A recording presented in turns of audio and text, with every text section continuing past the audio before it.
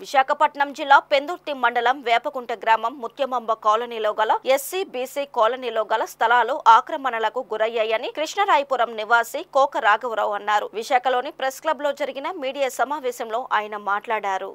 ఇందులో భాగంగా VZM 101-69-4198 పట్టా number గల యజమాని గుమ్మడి లక్ష్మికి చెందిన 57.40 గజాల స్థలం మాత్రమే ఉంది అన్నారు. ఆ స్థలంలో ఈ స్థలానికి ఆనుకొని ఉన్న 60 గజాల స్థలంలో తామర నరసింహరావు అనే వ్యక్తి రేకుల షెడ్ నిర్మాణం ఉందని గుర్తు చేశారు. గుండమ్మ కొండకు చెందిన 5740 గజాల స్థలానికి ఆనుకొని ఉన్న మరో 40 గజాల స్థలాన్ని కూడా ఆక్రమించుకొని అక్రమ నిర్మాణాలు చేపట్టారని వాపోయారు. ఇప్పటికైనా అధికారులు స్పందించి ఎస్సీలకు న్యాయం చేయవలసిందిగా కోరుతున్నామన్నారు. నా పేరు రాపర్తి రాజు అండి.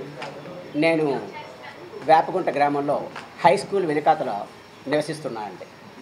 అయితే అక్కడ హై స్కూల్ వెనుక భాగాన వెనుక గోడకు ఆనుకొని ఉండేటటువంటి ఒక 70 గజాల స్థలాన్ని 2004 నుంచి కూడా ఆక్రమించడానికి తీవ్ర ప్రయత్నాలు చేస్తూనే ఉన్నారండి. అయితే అక్కడ కబ్జాదారులు ఏంటంటే ఏ ప్రభుత్వం ఉంటే ఆ ప్రభుత్వ నాయకులతో మమేకమై దాన్ని ఆక్రమించుకోవడానికి ప్రయత్నించారండి. అయితే అక్కడ ఉన్న అందరం కూడా ప్రాణాలకు తెగించి దాన్ని ఆక్రమణకు గురి కాకుండా మేము కాపాడామండి. అయితే 2004లోనే జీవీఎంసీ వారు అక్కడ బోర్డు వేశారండి. ఆ ఫోటో కూడా ఉంది. అలాగే ఆ తర్వాత 2014లో హుదూద్ కాలంలో అప్పుడు ముఖ్యమంత్రి గారు చంద్రబాబు నాయుడు గారు మొక్కలు నాటమంటే వారి తాలూకా దీన్ని ఆదేశం తీసుకొని మొక్కలు వేస్తే అవి కూడా పీకేశారండి. అప్పుడు కూడా మేము దానికి జీవీఎంసీ వారికి రిపోర్ట్ చేయడం జరిగింది. అయితే అక్కడ ఏంటంటే 2022 వరకు కూడా ఆ స్థలాన్ని కబ్జా చేయకుండా అలా ఆపగలిగాం. అయితే ఈ 2022లో వైసీపీ ప్రభుత్వ హయాంలో అక్కడి నాయకుల అండదండలతో వాళ్ళు ఆ యొక్క స్థానికులందరినీ కూడా భయపెట్టారు సార్. దానివల్ల వాళ్ళందరూ కూడా కొంచెం వెనకంజ వేశారు.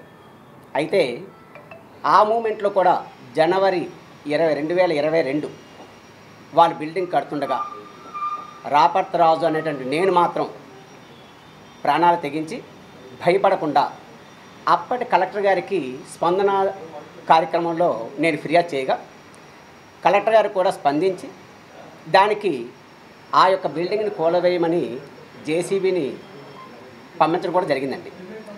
అయితే వారు అప్పటి ఉండేటటువంటి నాయకుల అండదండలతో ఆ యొక్క చర్యని ఆపగలిగారు. అయితే ఇప్పుడు ఉమ్మడి ప్రభుత్వ కార్యాచరణలో రెవెన్యూ సదస్సు అనేది చాలా బాగా దోహదపడిందండి. దీనికి మాత్రం స్పెషల్గా మేము ఇప్పుడు ముఖ్యమంత్రి గారు చంద్రబాబు నాయుడు గారికి, అలాగే జనసేన నేత అధినేత పవన్ కళ్యాణ్ గారికి, మన డిప్యూటీ చీఫ్ మినిస్టర్ గారికి, అలాగే daring and dashing young dynamic minister Shri Nara Lokesh గారికి మేము ప్రత్యేకంగా అభినందనలు తెలియజేస్తున్నాం. ఎందుకంటే వాళ్ళు ప్రజా సమస్యల్ని తెలుసుకోవడానికి, ప్రజా సమస్యలు తీర్చడానికి స్పెషల్గా ఈమెయిల్స్, అలాగే నారా లోకేష్ గారి తాలూకా వాట్సాప్ మాకు బాగా ఉపయోగపడిందండి. వారికి మొత్తం విషయం అంతా కూడా తెలియజేయగానే వారు ఇమీడియట్లీ స్పందించారు. రెవెన్యూ సదస్సులో మేము పెట్టినప్పుడు కొంచెం మాకు అసంతృప్తి కలిగినప్పటికీ నారా లోకేష్ గారికి మేము పంపించడం, పవన్ కళ్యాణ్ గారికి కూడా మేము పంపించడం వల్ల, అదేవిధంగా జిల్లా కలెక్టర్ గారికి కూడా జనవరి పండుగ అయిపోయిన తర్వాత జనవరి 20వ తారీఖున స్పందన కార్యక్రమంలో పెట్టగానే వారు కూడా కలెక్టర్ గారు, జాయింట్ కలెక్టర్ గారు కూడా దాన్ని ఇమీడియట్గా యాక్షన్ తీసుకోమని వారు ఫిర్యాదులు చేసిన పిమ్మట స్థానిక ఎంఆర్ఓ గారు అక్కడ ఎవరైతే ఆ భూమిని కబ్జా చేసి బిల్డింగ్ కట్టారో వారికి నోటీసులు జారీ చేసినట్టుగా నాకు సమాచారం కూడా అందజేశారండి.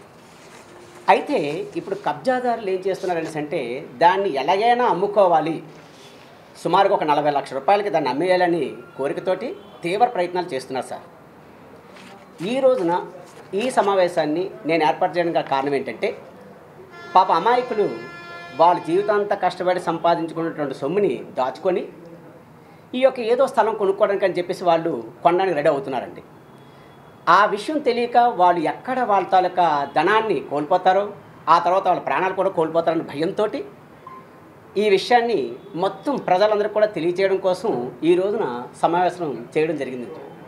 కానీ దీని మూలంగా మీ అందరినీ కూడా నేను కోరుకునేది ఏంటంటే, ప్రభుత్వాన్ని కూడా కోరుకునేది ఏంటంటే, ప్రభుత్వం వారు వాళ్ళ తాలూకా చర్యల్ని ఇంకొంచెం వేగవంతం చేసి ప్రభుత్వ ఆస్తిని ప్రభుత్వం స్వాధీనం చేసుకొని అలాగే ఎవరు కూడా అమాయకులు ఎవరు కూడా మోసపోకుండా చూడగలరని ఆశిస్తున్నా అండి.